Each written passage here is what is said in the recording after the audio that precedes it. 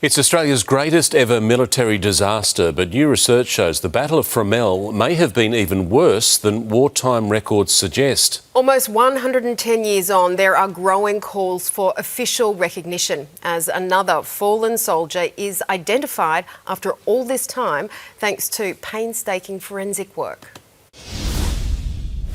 The solemn ceremony to give an unknown soldier his identity back. And in just 6 weeks' time, the war graves of Fromelles will accept another. Private Roy Leslie Martin, 20 years old, missing for 110 years, found through DNA forensics. And it is something special. For family, it's a loved one returned. When they've got a name, they belong to a family. And he's part of my family. The Battle of Fromelles 1916 was a slaughterhouse, the worst in Australian military history.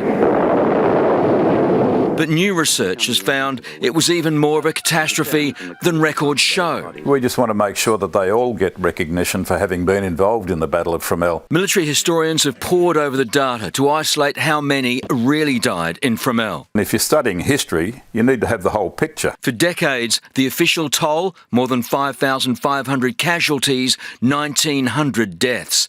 But the new research reports over 6,000 casualties and more than 2,000 deaths. They have the names of all but one killed.